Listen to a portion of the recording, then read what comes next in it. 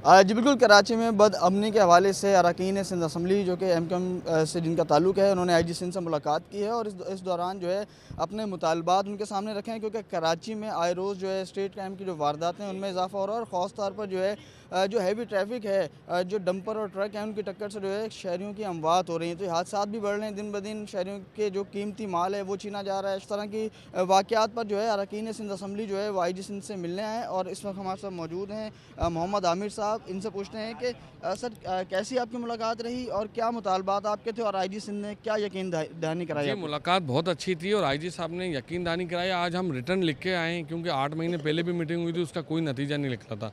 आज हमने in return जमा करवाया, आईजी साहब को पूरी कंप्लीट फाइल दी है कि क्यों हमारे इलाकों में क्राइम बढ़ता जा रहा है, चाहे गुटखा माफिया हो, स्मगलिंग हो, मंशियात हो, मुस्तकिल बढ़ती जा रही हैं। और जो मेन अलार्मिंग सिचुएशन है वो बच्चों की किडनैपिंग है, जिसके लिए मीटिंग रखी गई थी कि बच्चों की किडनैपिंग का क्या आपके पास लाया अमल है, क्योंकि रमज़ान शरीफ आ रहे हैं।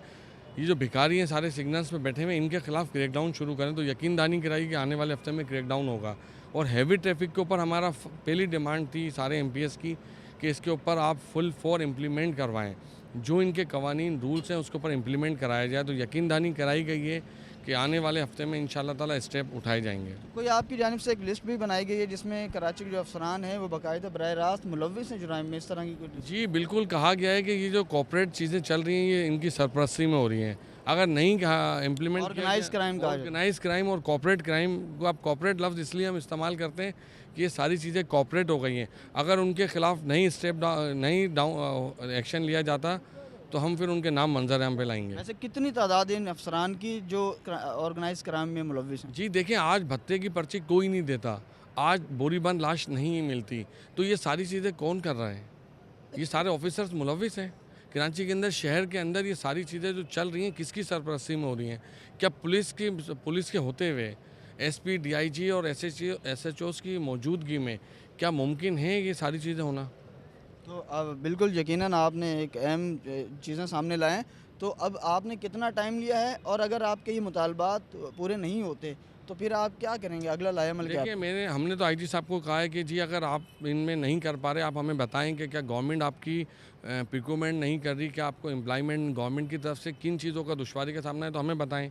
तो उन्होंने कुछ चीज़ें बताई, अगर नहीं करते तो हमने तो कहा है कि हम प्राइम मिनिस्टर से जाके मिलेंगे कि शहर की सूरत हाल ये है, क्योंकि शहर ने एमक्यूएम पाकिस्तान को मैंडेट दिया है और अब इस तरीके से 5 साल नहीं निकलेंगे कि कोई चीज़ नहीं हो। हमने मुतालबा किया है कि आने वाले 2028 तक हमें शहर के अंदर बाकायदा एक शहर को एक अच्छे नमूने से पेश करना है, ताकि जो चीज़ें नहीं हो पाई वो होएँ, वो होनी चाहिए। कि मेट्रोपॉलिटन सिटी है, तो हमारी डिमांड है कि ये शहर टैक्स देता है, मूल चलता है, तो हमें हमारा हक दिया जाए, हमारी चीज़ों को बेहतर किया जाए। बहुत शुक्रिया। मोहम्मद आमिर साहब हमारे साथ मौजूद थे। इनका यही कहना था कि जो मुतालबात आईजी सिंध के सामने इन्होंने रखे हैं उसकी यकीन दहानी कराई गई है कि वो जल्द जो है वो उस पर अमल दरामद होगा, हल कराए जाएंगे। और एक अहम पेशरफ ये है कि अहम शवाहिद लेकर आए हैं इन्होंने। अरकान सिंध असम्बली ने जो है ये बाकायदा इल्ज़ाम लगाया है कि कराची के पुलिस अफसरान जो हैं वो ऑर्गेनाइज क्राइम में जो है वो मुलव्विस हैं। कराची में जो जुराइम हो रहे हैं उसके पीछे जो है पुलिस अफसरान ही हैं और उसकी बाकायदा एक लिस्ट भी बनाकर आईजी सिंध को जो है अरकान सिंध असम्बली एमक्यूएम की जानिब से जो है वो दी गई है और कहा गया है कि इनके खिलाफ जो है भरपूर एक्शन लिया जाए। आईजी सिंध ने भी जो है यकीन दहानी कराई है और ये कहा गया है कि अगर आईजी सिंध इनके खिलाफ एक्शन नहीं लेते तो इसका जो है फिर इसके बाद जो है वज़ीर आज़म पाकिस्तान से भी जो है इनकी शिकायत रखी जाएगी और उनके सामने ये लिस्ट भी रखी जाएगी। जी।